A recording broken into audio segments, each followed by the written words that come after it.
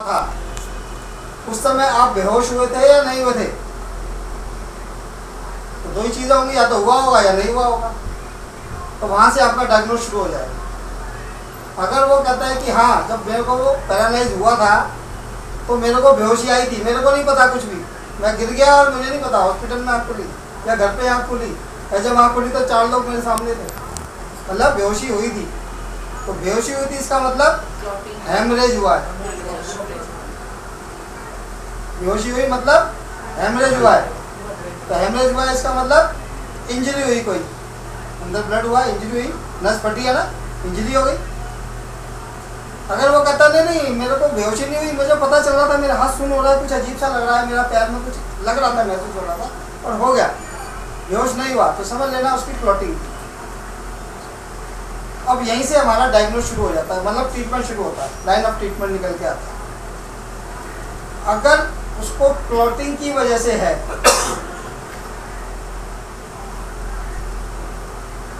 या उसको आपने देखा कि उसको हेमरेज की वजह से है, मतलब ब्लड निकला है, तो उससे ये पूछेंगे, तो पहले पूछ लिया कितने दिन से है। अगर वो कहता है 1 महीने से ज़्यादा का समय बताता है, 2 महीने हो गए, 3 महीने हो गए, 4 महीने हो गए, तब आप उसको माइंड इवाकुएट दे सकते हैं। अगर ये हेमरेज उसका 1 महीने से पहले का है, सपोज वो कहता है 4 दिन पहले हुआ, 10 दिन पहले हुआ या 20 दिन पहले हुआ, तब उसको माइंड इवाकुएट, कोई भी इवाकुएट नहीं देंगे, ये तो और ब्लीडिंग हो जाएगी। तो इवाकुएट फॉर्मूला जब शुरू करते हैं जब हेमरेज कम से कम 1 महीने पुराना हो, और इवाकुएट ही उसको ठीक करेगा। तो ये ध्यान रखने वाली बात है। अगर हेमरेज है तो उसको जो इवाकुएट फॉर्मूला देना है वो 1 महीने से पहले वाली हेमरेज में नहीं देना, गलती से भी, तो और क्लॉटिंग होगी और ज़्यादा ब्लड निकलेगा, क्योंकि अभी इवाकुएट में होता क्या है, ब्लड पतला हो जाता है और वो वहाँ से और ज़्यादा निकल जाएगा। ये ध्यान देने वाली सबसे ज़रूरी बात है। इवाकुएट हेमरेज में 1 महीने के बाद ही शुरू करना है, उससे पहले शुरू नहीं करना। और अगर क्लॉटिंग है तो उसको पहले दिन से आप इवाकुएट शुरू कर सकते हैं, माइंड इवाकुएट या मल्टी इवाकुएट। सर अगर सोए हो और जब जगह तभी पता चला गया है, बाकी रिपोर्ट्स बताई देती है। हेमरेज होती है तो वो सीटी स्कैन में दिख जाता है, वो धब्बा पड़ा हो, ब्लॉकेज होगी तो ब्लॉकेज भी पता चल जाती है, वो रिपोर्ट में लिखी आई। सर एक पेशेंट है जो लेडीज है, तो जो आप कह रहे थे ना कि कैसे हुआ, तो जैसे उसने बोला कि वो उसकी एज है सर 65, वो एक ही है ना, तो उसने रात को सो रही थी और कूलर चल रहा था, मतलब कूलर ठंड में, तो उसने बोला कि जब मैं उठी, रात को मैं कूलर के आगे सोती, लेकिन जब मैं उठी तो मेरा एक अंग काम नहीं कर रहा था। पूरा या फेस पे भी है सर, उसको हल्का सा स्वेलिंग है, हैंड में स्वेलिंग है और थोड़ा सा ना हैंड में मूवमेंट नहीं है, मतलब हो जाता है। आप एसी के आगे बैठ जाएंगे तब भी आपको फेस पैरालाइज हो जाएगा। और पैरालाइज, लेकिन सर वो 2 साल से ये नहीं कि बिस्तर पे बेड पे रहती है, अपने आप उठ नहीं सकती, अपने आप बैठ नहीं सकती। चलिए, अब आपको ये देखना है कि वो उसको पैरालाइज कितना है, मतलब हाथ पैर पे कितना इफेक्ट है, वो चल पाता है नहीं या बेड पे पड़ा रहता है। अब उसने जी मेरे को 4 साल हो गए पैरालाइज को, डायग्नोज शुरू हो गया, बंदा बेड पे है 4 साल से, कोई मूवमेंट नहीं है, ज़्यादा चलता फिरता नहीं है, पड़ा रहता है, रोटी तो खाएगा ही ना, इसका मतलब उसका डाइजेशन खराब होगा ही होगा, कोई मूवमेंट नहीं है बॉडी में, पेट खराब है, तो डाइजेशन के ट्रीटमेंट देनी पड़ेगी, पेट ठीक करना ही पड़ेगा। पेट खराब है इसका मतलब उसको विटामिन, मिनरल्स और जो भी कुछ चाहिए, प्रोटीन वगैरह प्रॉपर बनता ही नहीं है, कैल्शियम भी एब्जॉर्ब नहीं हो रहा उसको, क्योंकि पेट खराब है, वो सारी चीज़ें पची नहीं थी, इसका मतलब उसके अंदर कैल्शियम की डेफिशिएंसी भी होगी, B12 की भी डेफिशिएंसी होगी और बाकी चीज़ों की भी डेफिशिएंसी होगी।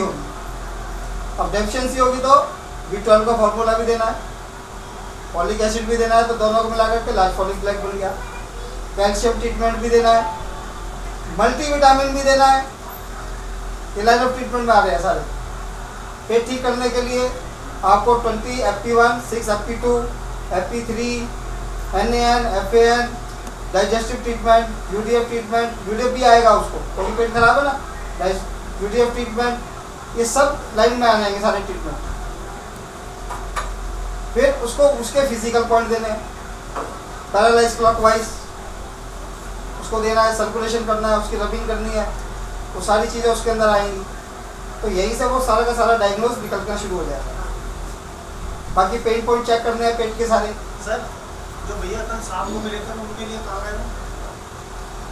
ये बैठे हो गया था? हाँ हो गया। सर तो फिर जैसे मान लो जैसे आप कहते हैं पेशेंट हमारा तो राइट साइड में प्रॉब्लम, तो लेफ्ट साइड में देंगे ये क्या चीज़? सारे ट्रीटमेंट जो क्लॉकवाइज का है। फार्मूला है ना? नहीं उसी तरह देखो पैरालाइज क्लॉकवाइज होता है, जहाँ पे उसको पैरालाइज करना बस उसको ऐसे ऐसे करके चारों तरफ करते चले जाओ, हाथ पे पैर पे, उसी तो बाजू- ब्लड का सर्कुलेशन बढ़ेगा उधर, और कुछ नहीं है। उसी बाजू जहाँ पे उनको दिखता हाँ, जो इफेक्टेड एरिया है। सर्कुलेशन बढ़ाना है उसमें, वो आप बढ़ा सकते हैं उसके अंदर फिजिकल पॉइंट में। तो बेसिकली पैरालिसिस तो ब्रेन की वजह से होता है। माइंड इवापोरेट देखो ब्रेन की वजह से तो वो हुआ पैरालाइज, लेकिन अब वो बिस्तर पे पड़े पड़े तो बाकी चीज़ें दिक्कत आ गई ना, तो बाकी चीज़ों को भी तो ठीक करना पड़ेगा। ठीक करेंगे तो माइंड काम ज़्यादातर तो ऐसे देखो पैरालाइज में जो ब्रेन जिम्मेदार है, वहाँ जो क्लॉटिंग है या वहाँ जो हेमरेज है, जो खून सूखा हुआ पड़ा हुआ है, उसको तो ठीक इवाकुएट ही करेगा और कुछ नहीं करेगा। मल्टी इवाकुएट या माइंड इवाकुएट वही ठीक करेगा। लेकिन पड़े पड़े बिस्तर पे जो उसके अंदर और सारी डेफिशिएंसी आ गई है, उनको भी तो ठीक हम करेंगे ना। बराबर। सर सपोज आपने ठीक कर दिया, उसको खड़े होने की ताकत ही नहीं है, हाँ सर ऐसे कैसे हाँ तो फिर पता ही नहीं तो चलेगा ठीक हुआ कि उसको नहीं शरीर हुआ। में ताकत भी तो देनी ना, उसको कैल्शियम भी देना है, उसको मल्टीविटामिन भी देना है, उसका पेट भी ठीक करना है, उसका डाइजेशन ठीक करना है, तो सारे ट्रीटमेंट वहीं से लगेंगे। मेन क्या है उसके अंदर? इवाकुएट, क्लॉटिंग खोलने के लिए। बाकी तो उसके साथ साथ जो बीमारियाँ हैं वो सारे देना। दूसरा इंजरी का बता रहे थे आप, वो इंजरी और अगर किसी को हेमरेज के साथ हुआ है, तो हेमरेज में इंजरी हो गई, तो उसके लिए सबसे अच्छा ट्रीटमेंट है इंजरी ट्रीटमेंट। लेकिन इंजरी को नया नाम में चेंज हो गया इम्यूनिटी ट्रीटमेंट के नाम से। इम्यूनिटी ट्रीटमेंट, तो इम्यूनिटी ट्रीटमेंट कम से कम 1 महीने के बाद शुरू करता है, पैरालाइज होने के 1 महीना 1 महीने के बाद, उससे पहले शुरू नहीं करना। दोनों ट्रीटमेंट 1 महीने के बाद ही करना। इंजरी तो 1 महीने बाद करना है। अगर वो आए आपके पास 3 महीने बाद है, तो आप तो पहले दिन से दे सकते हैं, हाँ तो उसकी रिपेयरिंग वहीं से शुरू हो जाएगी। और सर जिसको 2 साल हो गए यानी काफ़ी चेंज 1 महीने के बाद इंजरी एक ट्रीटमेंट दे महीने सकते के हैं। बाद में कोई लिमिट नहीं है, कितना भी 2-4 दिन में आए नहीं, 2-4 दिन में आया तो 1 महीने तक नहीं देना। नहीं देना। फिर इंजरी ट्रीटमेंट नहीं देना। नहीं आ रहा है किसी को कब क्या देना है? क्या चीज़? कब क्या देना है? ट्रीटमेंट है इस तब ये बाकी के ट्रीटमेंट देना। इंजरी को 1 महीने बाद देना। तो किसी को अभी स्ट्रोक आया, अभी अपने को कुछ करना। तुरंत में कुछ कर सकते हैं फर्स्ट एड टाइप? देखो अब जो अभी स्ट्रोक आ रहा है तो वो किस चीज़ की वजह से आ रही है तो अभी नहीं पता चलेगा, वो तो आने के बाद ही पता चलेगा। हाँ रिपोर्ट्स वगैरह? लेकिन अगर आपको लगता है कि इसके शरीर में ब्लॉकेज है, इसका कोलेस्ट्रॉल लेवल हमेशा बढ़ा हुआ रहता है, देखो ना ब्लॉकेज है ही है, या हार्ट की प्रॉब्लम भी है, तो समझ लेना कहीं ना कहीं ब्लॉकेज है, ब्रेन में जा रही है, तो उसके लिए आप इवाकुएट तुरंत दे सकते हैं उससे पहले, क्योंकि वो ब्लॉकिंग की वजह से है। अगर ब्लॉकिंग हुई है, ब्लॉक की वजह से पैरालाइज हुआ है, तो पहले दिन या उसी दिन से उसी समय से आप इवाकुएट दे सकते हैं। म्यूकस की वजह से भी अटैक आ सकता है। म्यूकस ऊपर पहुंच जाता है। एक केस था मेरे सामने ही अटैक आया था। अरे तो वो जो कोलेस्ट्रॉल म्यूकस ही तो होता है, वो जमा हुआ तो वही तो होता है, लिपिड्स तो होते हैं वो,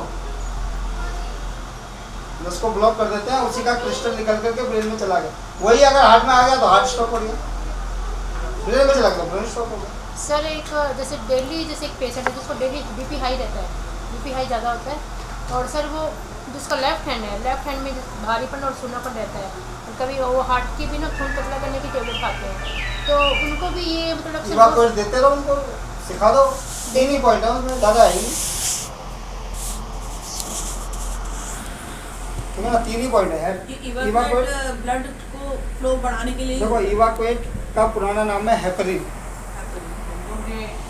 हेपरिन हमारे शरीर में 2 जगह बनता है, एक लंग्स में बनता है, एक लीवर में बनता है, तो हम दोनों को स्टिमुलेट करते हैं, लंग्स को भी और लीवर को भी। और हेपरिन का काम है शरीर के अंदर कहीं भी अननेचुरल ग्रोथ है, कोई भी, चाहे वो ब्लॉकेज की वजह से हो, सिस्ट हो, गांठ हो, फाइब्रॉइड हो, कुछ भी हो, वो सबको खत्म करता है इवाकुएट। अब इवाकुएट भी बहुत सारे हैं, ये इवाकुएट है, जी इवाकुएट है, जे इवाकुएट है, एम इवाकुएट है। तो ये सब अलग अलग है। ए से एसिड इवाकुएट, एम से माइंड इवाकुएट, जे से जॉइंट इवाकुएट।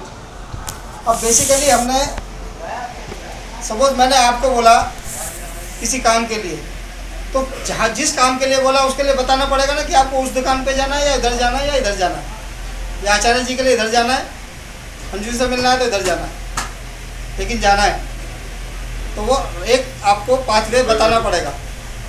इवाकुएट में भी यही होता है, आपको इवाकुएट तो देना है, खून तो पतला करना है, लेकिन उसको पतला करने के बाद जो हमने हेपरिन बनाया वो कहाँ पर जाके काम करे वो उसको रास्ता दिखाना पड़ेगा। इसीलिए ये कई सारे नाम हैं। जैसे एसिड इवाकुएट, बॉडी में एसिड बढ़ा हुआ है तो एसिड इवाकुएट दे देंगे, उसमें एसिड का पॉइंट जोड़ देंगे, Lk2 जोड़ देंगे, और वो क्या करेगा, एसिड जहाँ बढ़ा हुआ है वहाँ पर जाके काम करेगा पूरी बॉडी पे, लेकिन एसिड पे ज़्यादा काम करेगा। ब्रेन में स्टॉक है, ब्रेन में जमा हुआ है, तो हम उसको क्या करेंगे, माइंड इवाकुएट, तो उसको 6 CNS1 साथ में जोड़ देंगे। भाई अब तेरे को जो हमने हेपरिन बनाया काम कहाँ पे करेगा, सीधा ब्रेन में काम करेगा, तेरे को और कहीं जाने की जरूरत नहीं है। हमें काम तेरे से ब्रेन, उसको एक रास्ता दे दिया, उसका एक पॉइंट दे दिया हाइपोथैलेमस का 6 CNS1, सीधा ब्रेन में काम करेगा। जॉइंट्स है, अर्थराइटिस है या जॉइंट्स पेन है जिसको भी किसी भी कारण से है, जे इवाकुएट देते हैं, जॉइंट्स इवाकुएट। 4-RTPT दे दिया, 4-RTPT देने से क्या होता है, पैराथायरॉइड ग्लैंड एक्टिवेट हो जाता है।